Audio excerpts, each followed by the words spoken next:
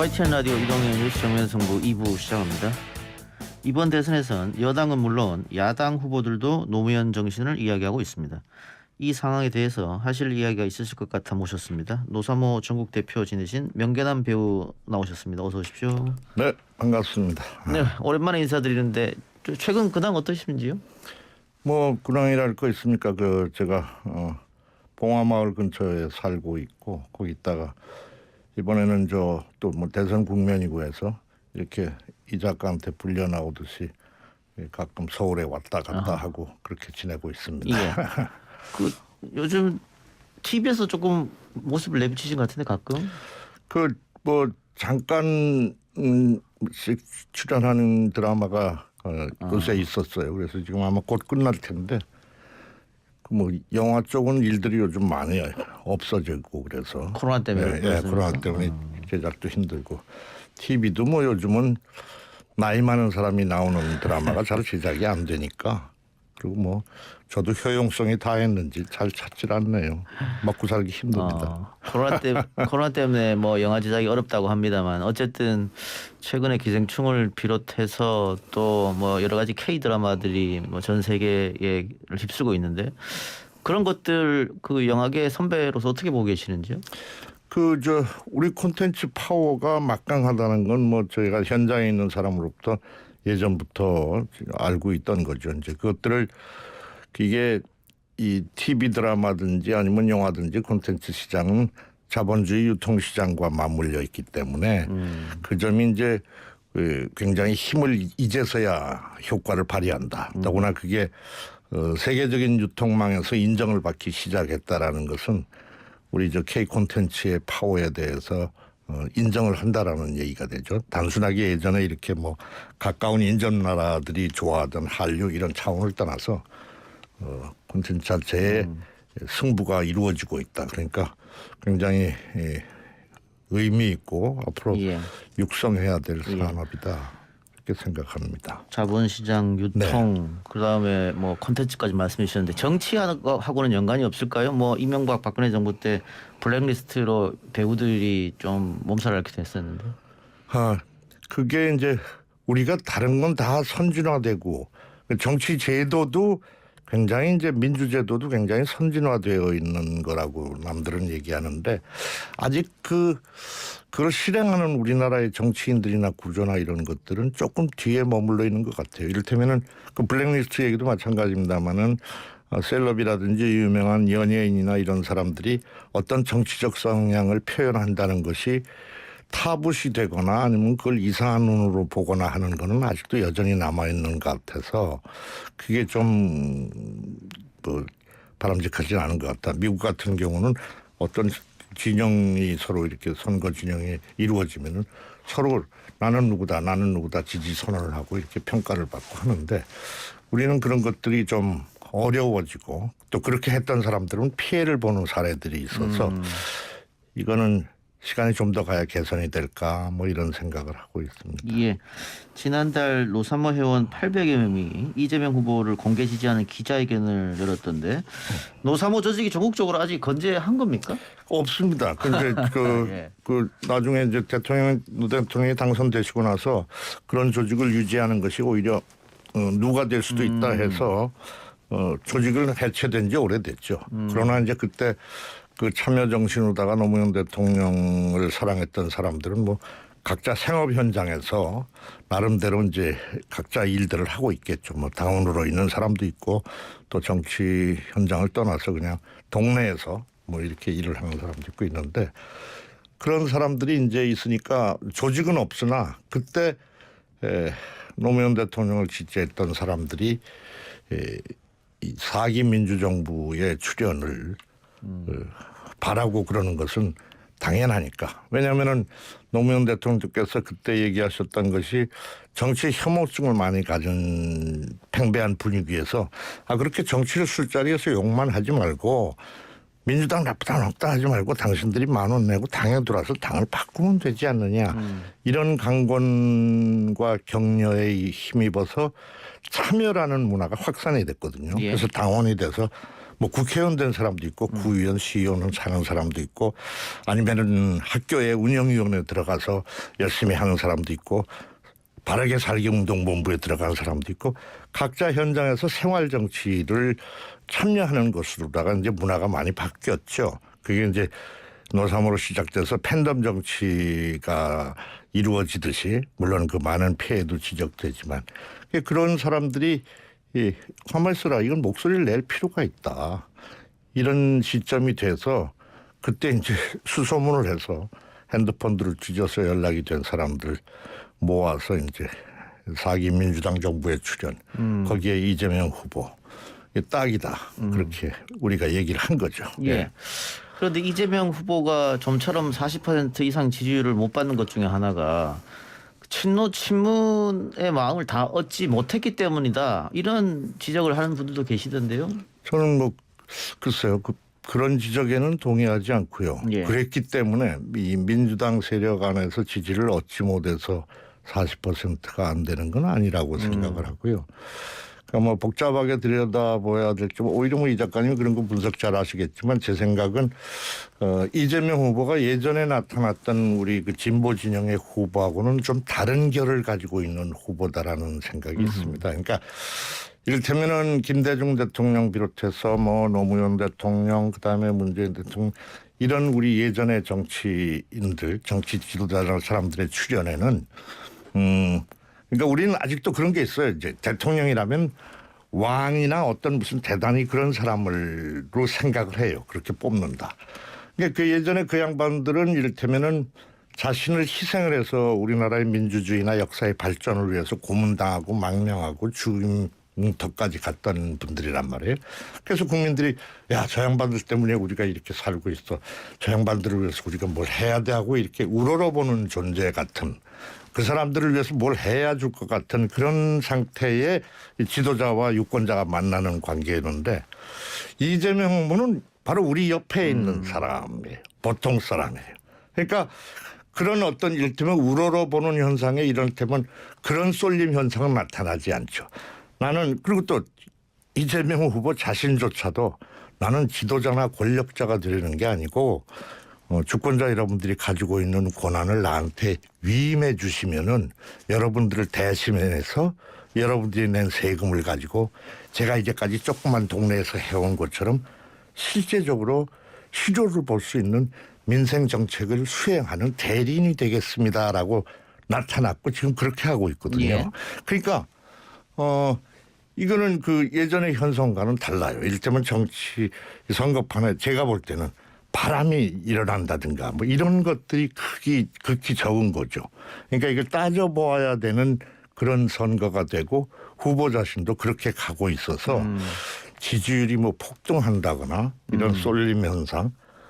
그럼 이제 상대 후보도 얘기 안 하셨지만 상대 진영에서는 이 대선에 임하는 자세가 우리 민주당 쪽하고는 방향이 달라서 예. 이게 그런 현상들이 적어지는 것 같다. 그쪽에서는 뭐 하여튼 여러 가지 이제 그 반대급부로다가 이를테면 뭐 한풀이라든지 뭐 이런 여러 가지 차원에서 스타트한 대선이라고 제 견해입니다만 그렇기 때문에 이렇고 그리고 뭐 제가 여기도 YTN입니다만 그 언론의 지형이 그렇게 좋지도 않은 것 같고 왜냐하면은 이재명 후보는 똑똑하거든요. 예. 빈틈이 없어요. 제가 볼 때는 예전에 저 뭐 관원 기자 클럽 토론이라든지 이렇게 보면은 저는 기자분들이나 언론사분들의 표정에서 그런 게 읽힙니다. 야, 이거 참 어떻게 비집고 들어갈 틈이 안 보는 거예요. 예. 그러니까 이게 참 그 거리감을 줄 수밖에 없다 기자들이랑. 뭐 윤석열 후보는 뭐 어디 가서 저녁 때 끝나고 가서 폭탄주들도 기자분들이랑 하시고 그런 모양인데, 그러니까 그런 것에서도 좀 차이가 있고 뭐 이렇게 해서 약간은 불리한 상황에서 뭐 이렇게 싸우는 게 아닌가. 이런 생각이 듭니다. 그러니까 100m 달리기를 뛰면은 윤석열 후보는 한 30m 지점 앞에서 출발하고 이재명 후보는 뒤에서 한 마이너스 50m 지점에서 뛰는 게 아닌가 싶을 정도로다가 스타트부터 수세적인 싸움에서 가고 있었던 것이죠. 예. 이재명 민주당 정부가 또 지난 정부, 지금 현재 정부가 국민 여러분들을 좀 불편하게 해드리고 실망을 드린 점도 있는 데다가 그러니까 그 폭발적인 뭐 5% 10%의 지지율 변화 이런 것들은 없는 예. 좀 묘한 예. 선거다. 이렇게 저는 봅니다. 이재명 후보의 특성상 뭐 노무현 바람, 안철수 현상 이런 것보다는 따박따박 하나씩 조금씩 올라가는. 그건 전혀 이 사람은 그게 그렇게 그걸 하지도 않고 자기가 할 일. 난 지금도 아마 이재명 후보는 무슨 선거 전략 이걸 어떻게 국민에서 지지를 어떻게 올리지 이거보다도 가만히 있어. 내가 대통령이 된다면 어떤 일부터 우선적으로 처리해야 이게 되지? 이 팬데믹이 그때쯤은 어떻게 되지? 가만히 있어. 이 재정경제명령을 제일 처음 발동한다고 내가 어디서 하긴 했는데 그걸 먼저 해야 되나? 저는 이런 일에 지금 골몰하고 있을 사람이지 선거 전략을 논의하거나 거기에 머리를 싸매고 있는 사람이 아니다. 저는 그렇게 믿고 예. 있습니다. 알겠습니다. 지난 주말 이재명 후보가 봉하마을을 찾아서 노 전 대통령 묘소에 헌화를 했는데 네. 굉장히 그 눈물을 많이 보였더라고요. 그날 만났었죠. 어떤 뵙긴 뵀는데 예. 저 그 묘소에서 그렇게 그 장면은 제가 근접하지 못해서 못 뵀어요. 이렇게 지지자들이 하도 많아서 멀리 있어서 못 뵀습니다. 못 뵀고 어떤 얘기 속에 나눈 게 있나요? 저 기자회견장에 갈 때 그 이제 그런 거 하는 거를 제가 옆자리에서 처음 보는 거라서 거긴 따라 들어가서 시작하기 전에 이제 이렇게 마주쳐서 제가 한 10초 한 5마디 그냥 귓속말로 했죠. 뭐. 예. 힘드시지 않느냐. 아유 괜찮습니다. 당당하시고 좋습니다. 지금 이대로 마시고 건강 주의하십시오. 아유 뭐 그 정도 얘기만 했지 뭘 할 수 있는 게 아니었습니다. 예, 그날 하여튼 이재명 후보가 그 봉하마을 찾아서 눈물도 보였고, 근데 같은 날 윤석열 후보도 노 전 대통령 이야기를 하면서 또 눈물을 보였다고 해요. 네. 그 야권 후보인 윤석열 후보, 안철수 후보마저 노무현의 꿈을 이루겠다, 노무현 정신을 강조하던데 이거 왜 그런 것 같습니까? 아주 뭐 일견은 바람직한 현상이죠. 노무현 정신을 잇겠다. 대통령께서 하시고자 했던 꿈이 다 완전히 이루어지지는 않았으니까 대통령의 정신을 계승하고 꿈을 이룬다는 말씀들은 다 좋으신 말씀인 것 같고 글쎄요. 뭐 제가 함부로 해석할 수는 없지만 어떤 그 정치적이나 표를 계산한 의도에서도 발언하실 수 있고 예. 또 좋은 뜻에서도 하실 수 있다고 보죠. 근데 제가 노무현 대통령을 좋아했던 사람으로서 생각을 하면 정말 노무현 정신이나 노무현 대통령의 꿈이 무엇인지 제대로들 알고 얘기하실까 뭐 이런 의문을 가지긴 하죠. 이를테면 이재명 후보가 그날 와서 눈물을 흘렸다고 하는 것은 그날 와서 그 남부 수도권 공약을 대대적인 걸 발표했거든요.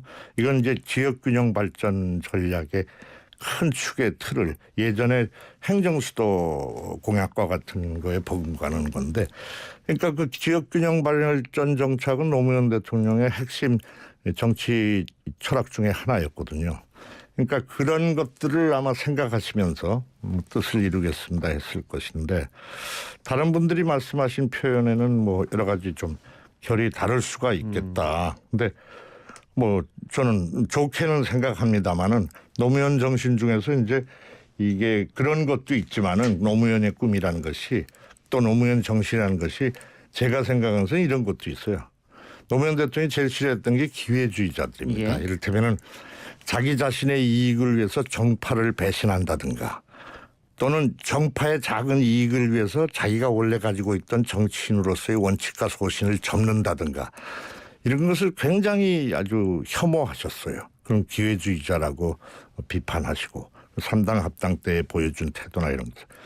그런데 이제 많은 분들이 그런 행태를 보이는 정치인들이 요즘에도 많이 보이는 걸 보면서 그런 노무현 정신을 운운한다라는 것은 조금은 그 노무현 정신을 이용한다.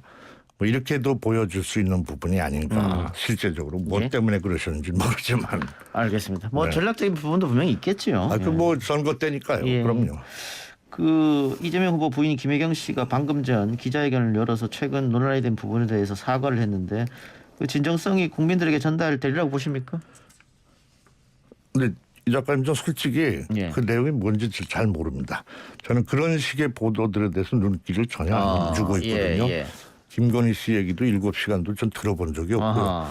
좀 그거 할 시간이 없어요. 예. 그래서 사실은 잘 모릅니다. 근데 저는 그 김혜경 저 사모 같은 경우에 진정성이나 이런 걸 믿기 때문에, 그리고 보통 그렇게 오랜 기간 동안 10여 년 이상씩의 그 기득권, 성남시 또는 경기도지사를 하면서 기득권의 잦은 공격과 그런 것에서 살아남은 후보와 그 가정이기 때문에 뭐 털기로 시작하면 한정이 없겠죠. 그러니까 제가 아까도 말씀드렸지만 이 후보가 얘기하는 민생 이렇게 하겠다, 이렇게 하겠습니다, 저는 이것만 하겠습니다라고 얘기하는 것을 공격할 방법이 없어요.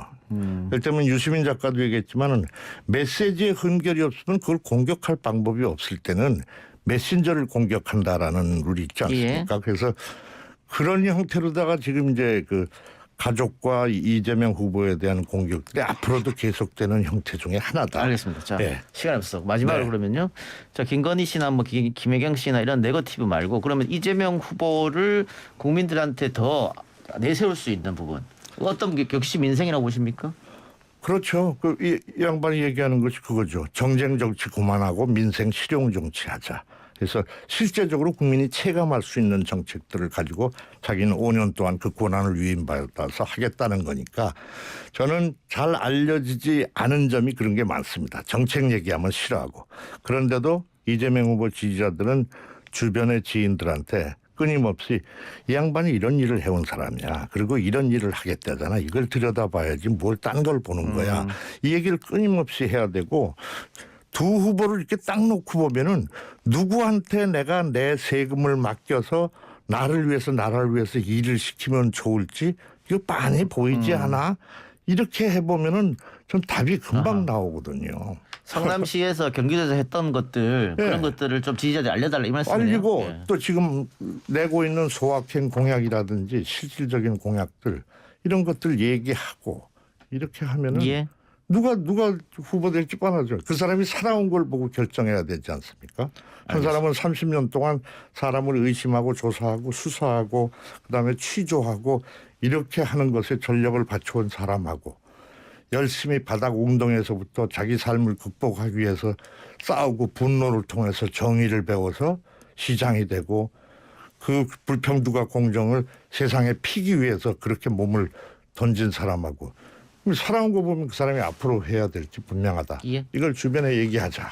저는 이렇게 얘기합니다. 알겠습니다. 오늘 말씀 여기서 마무리하겠습니다. 지금까지 노사모 중국 대표 지낸 명계남 배우와 함께했습니다. 고맙습니다.